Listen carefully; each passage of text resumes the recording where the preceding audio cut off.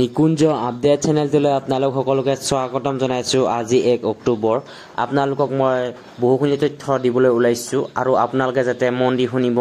আপোনালোকৰ বিটিআৰৰ যিখিনি জব আছিলে সেইখিনি এতিয়া ৰিজাল্ট দিবনে নাই, নে যিখিনি নেকি এপইণ্টমেণ্ট দিব লগা আছিলে সেইখিনি দিবনে নাই, সকলো তথ্য মই আপোনালোকক জনাম।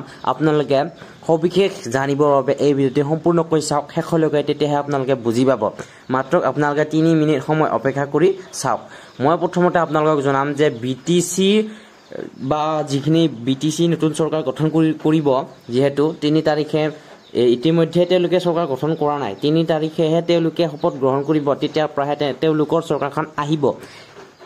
বৰ্তমানলৈকে আজিলৈকে অৰ্থাৎ 2 তাৰিখলৈকেও থাকিব, বিটিআৰখন থাকিবই। ঠিক আছে, 3 তাৰিখৰ পৰাহে বিটিচি গঠন হ'ব, তেতিয়া তেওঁলোকে শপত গ্ৰহণ কৰিব। মই প্ৰথমতে আপোনালোক জনাম যে 3 তাৰিখে হাগ্ৰামা মহিলাৰীয়ে শপত গ্ৰহণ কৰিব কোকৰাঝাৰ ডিষ্ট্ৰিক্টত।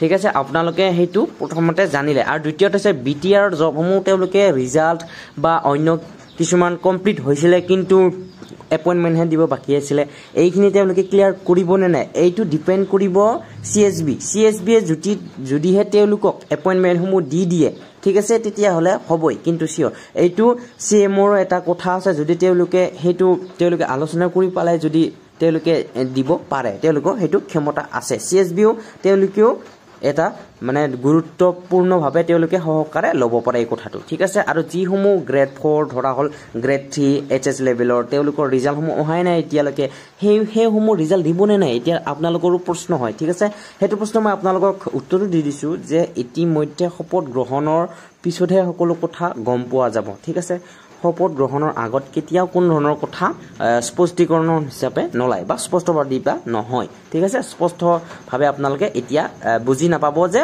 সকলোৱে বুজি নাপাব যেতিয়ালৈকে চৰকাৰখন গঠন নহয়। যেতিয়ালৈকে চৰকাৰখন গঠন নহয় তেতিয়ালৈকে কোনোৱে ক'ব নোৱাৰিব যে বিটিআৰ জবসমূহ এতিয়া কেঞ্চেল কৰিব বুলি, কোনোৱে ক'ব নোৱাৰে। ঠিক আছে, যিসমূহ কোৰ্ট কেছ লাগি আছে সেইখিনিতো তেনেকৈ থাকিব, হয়তো তেওঁলোকৰ 10-15 বছৰো লাগি যাব পাৰে। ঠিক আছে, সেইটোৰ মই বিষয়ে আপোনালোকক কোৱা নাই।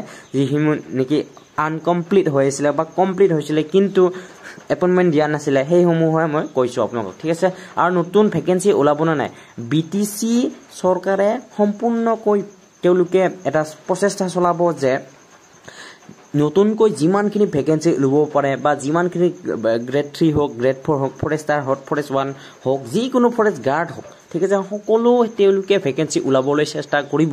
কাৰণ তেওঁলোকৰ এটা নতুন চৰকাৰ গঠন হৈছে, সকলোৱে আশাবাদী, তেওঁলোকে বিভিন্ন ধৰণৰ নিবনুৱা যুৱক যুৱতীক তেওঁলোকে গভৰ্ণমেণ্ট চাকৰি দিব, এইটো বহুতে আশা কৰি আছে। আৰু বহুতে নিউজত তেওঁলোকে বা সাংবাদিকসকলেও এই প্ৰশ্নটো সুধিছে, আগতে বহুবাৰ সুধিছে। তেওঁ কৈছে, হাগ্ৰামা মহিলা যেতিয়া তেওঁ কৈছে যে সকলো নিবনুৱা যুৱক যুৱতীক বিটিআৰত অৰ্থাৎ বিটিচিত এইবাৰ নিবনুৱাক বা যুৱক যুৱতীক চৰকাৰী চাকৰি দিব।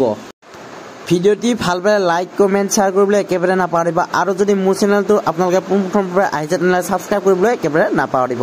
ধন্যবাদ। জয় বিটিচি।